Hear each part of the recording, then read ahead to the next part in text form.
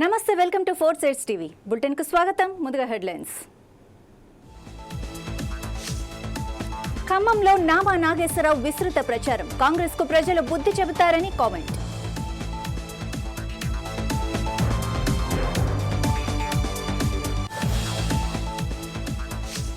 మంత్రి తుమ్మలపై దాడి వార్తలకు ఖండించిన బీఆర్ఎస్. తమకు అవసరం లేదని గులాబీ నేతల ఎద్దేవా.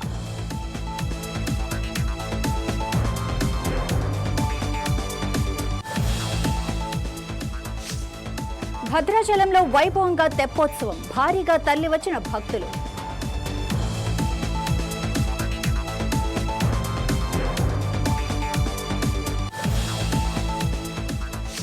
తిరుమలకు పోటెత్తిన భక్తులు. సర్వదర్శనానికి 12 గంటల సమయం.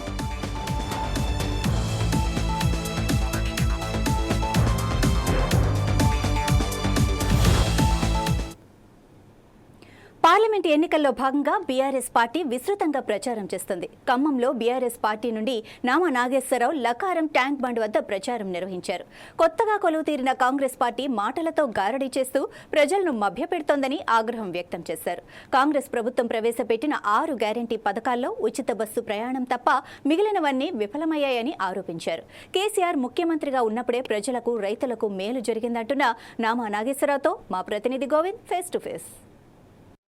నేపథ్యంలో ఉమ్మడి ఖమ్మం జిల్లాలో కూడా ఇటు బీఆర్ఎస్, కాంగ్రెస్ మరియు బీజేపీ మధ్య ఎన్నికల ప్రచారం జరుగుతుంది. ఈ నేపథ్యంలో రేపు రానున్న పార్లమెంట్ ఎన్నికల నేపథ్యంలో మాత్రం ఇటు బీఆర్ఎస్ పార్టీ నుంచి నామా నాగేశ్వరరావు గారు అభ్యర్థిగా పోటీ చేస్తున్నారు. ఈ నేపథ్యంలో ఖమ్మం ఉమ్మడి జిల్లా వ్యాప్తంగా కూడా ప్రచారం ఉమ్మడిగా సాగుతుంది. ప్రస్తుతం అంతా పడుతున్నారు. సార్ చెప్పండి, రాబోయే పార్లమెంట్ ఎన్నికల్లో ప్రచారం ఏ విధంగా సాగుతుంది? ప్రజల స్పందన ఎలా ఉంది సార్? ప్రచారం చాలా బాగుంది. దాంట్లో ముఖ్యంగా చూస్తే ప్రజల దగ్గర నుంచి పెద్ద ఎత్తున స్పందన ఉంది. ఇప్పటికే గత 4 నెలల్లో చూసినట్టయితే ఏ సమస్యలు అయితే ఎదుర్కొంటున్నారో రైతాంగం కానీ, అదేవిధంగా పట్టణాలలో డ్రింకింగ్ వాటర్ ప్రాబ్లం కానీ, కరెంటు ప్రాబ్లం కానీ, ఎక్కడికి పోయిన సమస్యలు ప్రజలే మాకు చెప్తున్నారు. ఈ మధ్యన తెలంగాణలో పెద్ద ఎత్తున పంట నష్టం జరిగింది. అందులో భాగంగా ఇక్కడ కూడా మరి ఖమ్మంలో కూడా చాలా పంట నష్టం జరిగింది. నీళ్లు లేక ముఖ్యంగా ఎప్పుడు కూడా 10 సంవత్సరాల నుంచి ఈ పరిస్థితి లేదు. 10 సంవత్సరాలలో కావాల్సినటువంటి తాగునీరు, కావాల్సినటువంటి సాగునీరు ఇచ్చాం. ఇప్పుడే ఇక్కడ వాకర్ ట్యాంక్ బండ్ దగ్గరికి వస్తే వాకర్స్ అదే చెప్తున్నారు, ఈ ట్యాంక్ బండ్లో కూడా నీళ్లు మొత్తం కూడా తక్కువైపోయినాయి, మీరు నింపండి అని చెప్పి నాకు చెప్తున్నారు. అది పరిస్థితి. ఇది రాష్ట్ర వ్యాప్తంగా కూడా ఉన్నది. ఏదేమైనా కూడా ఖమ్మం జిల్లా ప్రజలు కోరుకునేది ఒకటే, తప్పకుండా కూడా ఈసారి ఆశీర్వదించి మళ్ళీ ఒకసారి పార్లమెంట్కి పంపించండి. నన్నే కాదు, బీఆర్ఎస్ ఎంపీలను అందరినీ కూడా గెలిపించుకోవాల్సిన అవసరం, తెలంగాణ ప్రజలు ఆశీర్వదించాల్సిన అవసరం ఉన్నది. ఎందుకంటే పార్లమెంట్లో తెలంగాణ గొంతుక వినిపించాలన్నా, తెలంగాణ ప్రజల తరపున పోరాడాలన్నా, తెలంగాణకి రావాల్సినటువంటి ప్రాజెక్టులు తేవాలన్నా, తెలంగాణకి ఇవ్వాల్సినటువంటి నిధులకు పోరాడాలన్నా, అదేవిధంగా మన రైతాంగ సమస్యలు కానీ, బడుగు బలహీన వర్గాల సమస్యలు కానీ పార్లమెంట్లో లేవనెత్తాలంటే అది సాధ్యపడేది ఒక బీఆర్ఎస్ ఎంపీలకు మాత్రమే. ఎందుకంటే గత 5 సంవత్సరాల్లో కూడా చూసినాం, ఒక పార్టీ నుంచి 4 గెలిచారు, ఇంకో పార్టీ నుంచి 3 గెలిచారు. ఆ 2 పార్టీలు బీజేపీ, అదేవిధంగా కాంగ్రెస్ ఏ రోజున కూడా తెలంగాణ ప్రజల గురించి కానీ, తెలంగాణ సమస్యల గురించి కానీ పార్లమెంట్లో మాట్లాడలేదు. పార్లమెంట్లో ఎవరేం మాట్లాడి కూడా రికార్డ్ అవుతుంది. ఆ రికార్డు చూడండి. ఎంతసేపటికి కూడా మేము ఫర్ ఎగ్జాంపుల్ అక్కడ మేము తెలంగాణ రైతాంగం పండించినట్టు పంటని కొనుక్కుంటే పార్లమెంట్ బయట మేము ధర్నాలు చేస్తున్నాం. ఆ టైంలో మేము కూడా చెప్పినాం, ఇది తెలంగాణ సమస్య, తెలంగాణ రైతుల సమస్య, మీరు కూడా రండి, మనందరం తెలంగాణ రైతుల గురించి పోరాడాల్సిన అవసరం ఉందని చెప్పాం. కానీ పార్లమెంట్లోన బయట పోరాడింది కేవలం బీఆర్ఎస్ ఎంపీలు మాత్రమే. అందుకనే తెలంగాణ ప్రజలందరినీ కూడా కోరుకుంటున్నా, తప్పకుండా కూడా బీఆర్ఎస్ ఎంపీలు గెలిపించండి. రేపు పార్లమెంట్లో తెలంగాణ గొంతు వినిపించే విధంగా మీ అందరూ ఆశీర్వదించమని మీ ద్వారా తెలియజేసుకోండి. గడిచిన 10 సంవత్సరాల్లో బీఆర్ఎస్ పార్టీ ఏం పని చేయలేదు, రేపు రాబోయే రోజులు ఒక్క సీటు గెలదని చెప్పి సీఎం రేవంత్ రెడ్డి ఏం చెప్తారు? అంటే ఇవన్నీ మాటల గ్యారెంటీ ఆల్రెడీ అయిపోయింది. 4 నెలలు చూశారు ప్రజలు. వారు ఒక మేనిఫెస్టో రిలీజ్ చేశారు. ఆ మేనిఫెస్టోలో మొదటి లైన్ ఏముంటుందంటే, మా ప్రభుత్వం ఏర్పడిన వెంటనే ఇవన్నీ అమలు చేస్తున్నారు. ప్రజలు కూడా నమ్మారు, ప్రభుత్వం ఏర్పడుతుంది. అసలు ఆయన గారే చెప్పారు కదా, డిసెంబరు 9వ తారీఖు నుంచి మీకు 2000 పెన్షన్ 4000 ఇస్తాం, రైతు బంధు 10,000 15,000 ఇస్తాం, కౌలు రైతుకు 15,000 ఇస్తాం, ప్రతి ఇంటికి 2,500 ఇస్తాం. ఈ విధంగా ఎన్ని వాగ్దానాలు చేశారు? 6 గ్యారంటీలు అన్నారు. ఏ గ్యారంటీ అమలు చేశారు? ఇంతవరకు ఒక గ్యారంటీ కూడా అమలు చేయలే. వారు అమలు చేసింది ఏంటంటే ఫ్రీ బస్సులు అదొకటి చేశారు తప్పితే ఏదైతే ప్రజల అకౌంట్లకు డబ్బులు పోవాలో, ఏదైతే ప్రజల అకౌంట్లకు డబ్బులు వేస్తానని చెప్పి మీరు చెప్పారో అవి మటుకు ఒకటి కూడా ఇవ్వలేదు. రైతాంగం ఏమనుకుంది, మాకు 10,000 వస్తుంది, 10,000 నుంచి 15,000 అన్నారు. ఇప్పుడు ఆ 10,000 పూర్తిగా పడలే. ఇంతకుముందు మేము 2 వారాలలో మొత్తం రాష్ట్ర వ్యాప్తంగా ఉన్న రైతాంగానికి మొత్తం కూడా మేము రైతు బంధు రిలీజ్ చేసేవాళ్ళం. అట్లాంటిది ఇవాళ 5 నెలల నుంచి కూడా ఒక్క రైతు బంధు పూర్తిగా రిలీజ్ చేయలే. ఏమనంటే ఎన్నికల కోడ్. ఇప్పటి నుంచి ఇంకో 2 సంవత్సరాలు కోడ్లు వస్తూనే ఉంటాయి. కోడ్ని అడ్డం పెట్టుకోవటం కాదు, అది ఏంటంటే కోడ్కి దీనికి సంబంధం కూడా లేదు.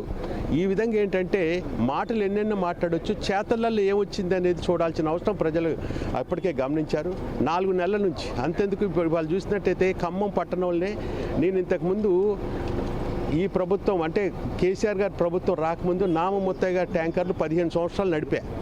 ఎక్కడైతే తాగునీరు ఎద్దటి ఉంటుందో అక్కడ ఇచ్చేసే వాళ్ళే. ఈ కేసీఆర్ గారి ప్రభుత్వం వచ్చినాక ట్యాంకర్లు మొత్తం కూడా తీసేయాల్సిన అవసరం ఉంది. మళ్ళీ ఇప్పుడు ట్యాంకర్లు దొరుకుతున్నాయి. ఖమ్మం పట్టణమే కాదు, చాలా దిక్కులు తాగునీరు సమస్య ఉన్నది. ఇది ప్రజలు ఇప్పటికే గమనిస్తారు. మాటలు ఎన్ని చెప్పినా కూడా వాస్తవాలు ప్రజలకు తెలుసు కాబట్టి వాస్తవాలు తెలుసుకున్నటువంటి ప్రజలు తప్పకుండా కూడా ఈ 4 నెలలు ఏంటి అని చూశారు కాబట్టి మాకు తప్పకుండా కూడా మద్దతు ఇస్తారని గట్టి నమ్మకం నాకుంది. ఓకే, మొత్తం చూసినట్టయితే ఉమ్మడి ఖమ్మం జిల్లా చూసుకున్నట్టయితే ఖమ్మం జిల్లాలో పార్లమెంట్ సీట్లు మాత్రం గెలవడంలో మాత్రం నామనాశనం విస్తృతంగా ప్రచారం చేస్తారు. రాబోయే రోజుల్లో మాత్రం ఏదైతే కాంగ్రెస్ ప్రకటించిన 6 గ్యారెంటీలు మాత్రం ఒక్క గ్యారెంటీ కూడా పనిచేయలేదని, రాబోయే 4 నెలల్లో ఎటువంటి అభివృద్ధి చేయలేదని, అదేవిధంగా రైతుల్ని పట్టించుకోవడంలో పూర్తిగా నిర్లక్ష్యం ఇస్తుందని చెప్పి ఇటు నామనాశ్వరం కాంగ్రెస్ మీద ఆగ్రహం వ్యక్తిస్తున్నారు. మొత్తానికైతే నామనాశ్వరం మాత్రం ప్రచారం మాత్రం ముమ్మరంగా సాగుతున్న పరిస్థితి కనిపిస్తుంది. ఇది కొన్ని తాజా పరిస్థితి. కెమెరామెన్ రాజుతో గోవింద్, 4 Sides టీవీ, ఖమ్మం నుంచి. మంత్రి తుమ్మలపై ఎన్నికల సమయంలో దాడి చేయడానికి మాజీ మంత్రి పువ్వాడ కుట్ర పన్నారని ఆరోపణలను ఖమ్మం జిల్లా బీఆర్ఎస్ నేతలు ఖండించారు. తుమ్మలపై దాడి చేసే అవసరం బీఆర్ఎస్ పార్టీకి లేదన్నారు. అబద్దాలను నిజం చేయాలని కాంగ్రెస్ నాయకులు ప్రయత్నిస్తున్నారని, గత ఎన్నికలలో ఇష్టానుసారంగా హామీలు ఇచ్చారని అన్నారు.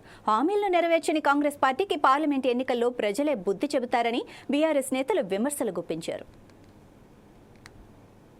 ఏదైతే నిన్న కాంగ్రెస్ కార్పొరేటర్స్ అంటే ఇందులోంచి బీఆర్ఎస్ నుంచి వెళ్ళిన వాళ్ళు మాత్రమే మాట్లాడారు. బీఆర్ఎస్ నుంచి వెళ్ళిన కాంగ్రెస్ కార్పొరేటర్స్ మాత్రమే మాట్లాడారు.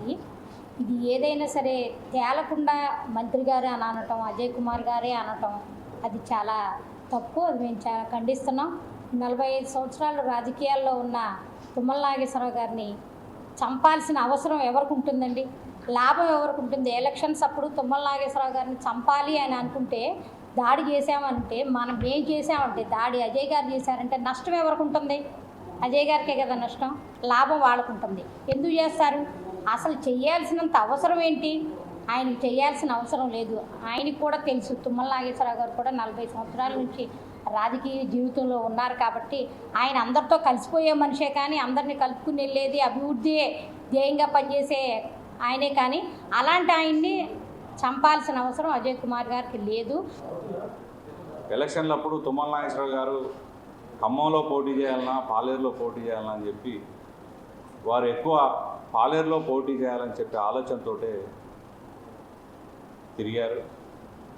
ఎలక్షన్లు ఇంకా ఒక వారం రోజులు అంటే నామినేషన్ వేసే వారం రోజుల ముందు డిసైడ్ అయ్యి ఖమ్మంలో పోటీ చేయాలని చెప్పి అధిష్టానం చెప్తే వారు ఖమ్మంలో పోటీ చేయడానికి వచ్చారు.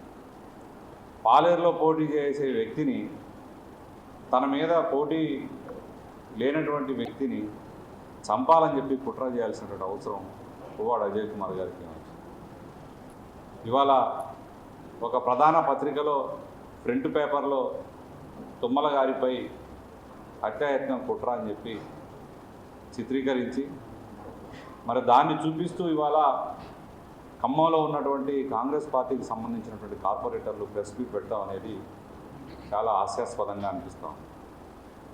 అసలు ఎవరు చెప్పారు? దాన్ని ఎవరు వెల్లడించారు?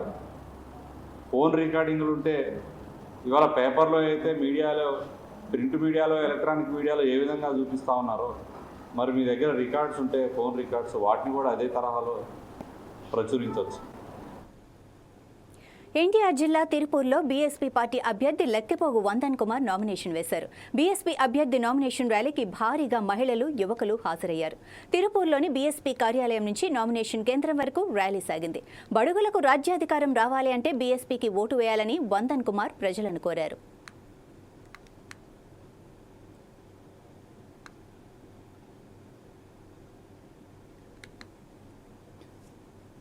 భద్రాచలం శ్రీ సీతారామచంద్ర స్వామి వారి ఆలయంలో వసంత ప్రయుక్త సన్నాహిక తిరుకల్యాణ బ్రహ్మోత్సవాలు వైభవంగా సాగుతున్నాయి. వేడుకల్లో భాగంగా తెప్పోత్సవం నిర్వహించారు. మేళతాళాలు, వేద మంత్రాల నడుమ స్వామివారి ఉత్సవమూర్తులను అశ్వవాహనంపై ఊరేగింపుగా గోదావరి నది వద్దకు తీసుకొచ్చారు. అక్కడ ప్రత్యేకంగా అలంకరించిన పడవలో స్వామివారిని వేంచేపు చేసి ప్రత్యేక పూజలు చేశారు. ఆలయ ఈవో రమాదేవి గోదావరి మాతకు పసుపు, కుంకుమ సమర్పించారు. ఆ తర్వాత స్వామివారికి జల విహారం కావించారు. ఇక రాత్రికి దొంగలతోపు ఉత్సవాన్ని కన్నుల పండుగగా నిర్వహించారు. ఆలయ సిబ్బంది వివిధ వేషధారణలు ప్రదర్శించి ఆకట్టుకున్నారు. కార్యక్రమంలో వేద పండితులు, ఆలయ అర్చకులు, సిబ్బంది పాల్గొన్నారు. కాగా తిరుకల్యాణ బ్రహ్మోత్సవాల్లో భాగంగా ఆదివారం ఉంజల్ సేవ, సింహవాహన సేవ జరపనున్నారు.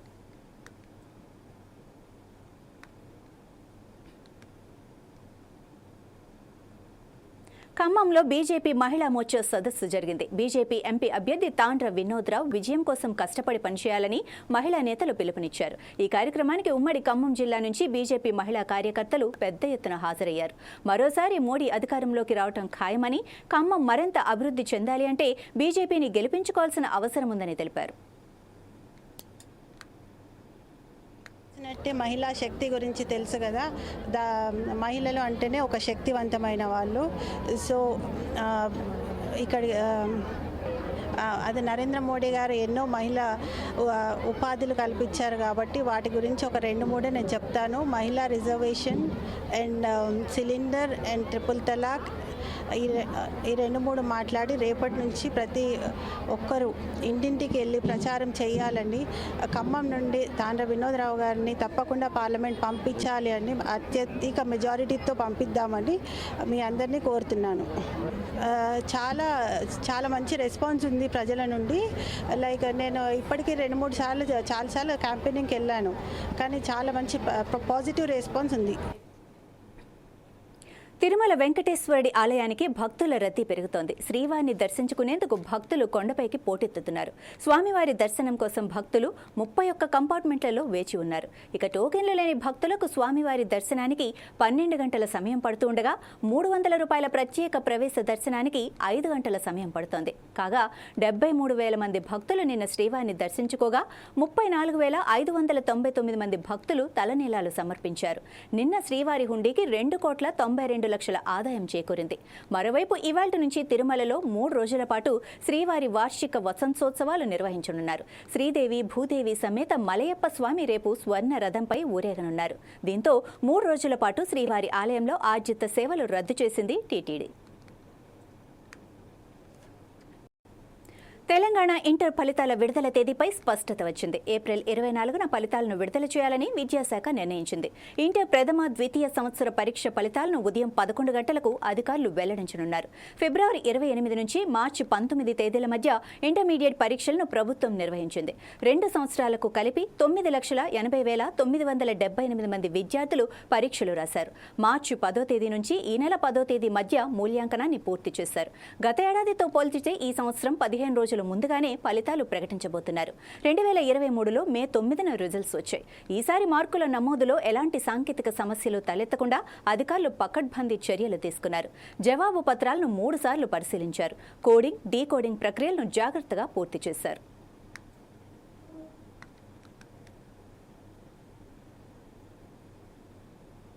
అధికారాన్ని వాడుకుంటూ ప్రధాని మోడీ, ఆయన మంత్రివర్గం విస్తృతంగా ప్రచారం చేసుకునేందుకే ఎన్నికల కమిషన్ 7 దశల్లో లోక్సభ పోలింగ్ చేపట్టిందని పశ్చిమ బెంగాల్ సీఎం మమతా బెనర్జీ ఆరోపించారు. మోడీ, ఆయన కేబినెట్ సహచరులు ప్రత్యేక విమానాల్లో తిరుగుతూ ప్రతి దశ పోలింగ్లోనూ ప్రచారంలో ప్రతిపక్షంపై పైచేయి సాధించాలని ఏప్రిల్ 19 మొదలుకొని జూన్ 1వ తేదీ వరకు సుదీర్ఘ ఎన్నికల ప్రణాళిక రూపొందించారని ఈసీపై మండిపడ్డారు. మాల్దా జిల్లా గజోల్లో శనివారం జరిగిన ఎన్నికల ప్రచార సభలో మమతా మాట్లాడారు. గతంలో మేకల్లా ఎన్నికల ప్రక్రియ పూర్తయ్యేది. ఈసారి మాత్రం జూన్ 1వ తేదీ వరకు పొడిగించడంతో ప్రధాని మోడీ సైనిక విమానాల్లో ఎన్నికల ప్రచారానికి తిరుగుతున్నారు. బీజేపీ నేతలు హెలికాప్టర్లను కూడా బుక్ చేసుకుంటుండటంతో ప్రతిపక్ష నేతలు ఎన్నికల ప్రచారంలో విస్తృతంగా పాల్గొనే అవకాశం లేకుండా పోతోంది అని ఆమె ఆరోపించారు. మణిపూర్లో ఏప్రిల్ 19న ఓటింగ్ సందర్భంగా హింసాత్మక ఘటనలు చోటు చేసుకున్నాయి. దుండగులు ఈవీఎంలను ధ్వంసం చేశారన్న ఆరోపణల దృష్ట్యా మణిపూర్ లోక్సభ నియోజకవర్గంలోని 11 పోలింగ్ స్టేషన్లలో ఏప్రిల్ 22న రీపోలింగ్ నిర్వహిస్తున్నట్లు ఎన్నికల సంఘం శనివారం ప్రకటించింది. ఈ స్టేషన్లలో ఏప్రిల్ 19న జరిగిన ఓటింగ్ చెల్లదని ప్రకటించి తాజాగా ఓటింగ్ నిర్వహించాలని ఎన్నికల సంఘం ఆదేశాల మేరకు ఈ నిర్ణయం తీసుకుంది. ఇన్నర్ మణిపూర్, ఔటర్ మణిపూర్ అనే 2 లోక్సభ నియోజకవర్గాల్లో శుక్రవారం 72% ఓటింగ్ నమోదైంది. శుక్రవారం ఓటింగ్ ముగిసిన తర్వాత సంఘర్షణతో కూడిన మణిపూర్లోని 47 పోలింగ్ స్టేషన్లలో రీపోలింగ్ నిర్వహించాలని కాంగ్రెస్ పార్టీ డిమాండ్ చేసింది.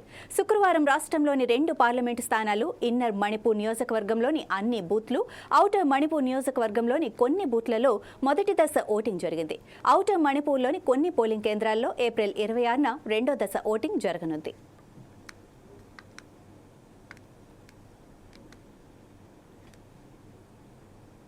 ఇవి ఇప్పటివరకు ఉన్న సమాచారం. మరింత సమాచారంతో మరో బులెటిన్లో మళ్ళీ కలుసుకుందాం. అంతవరకు చూస్తూనే ఉండండి 4 Sides TV.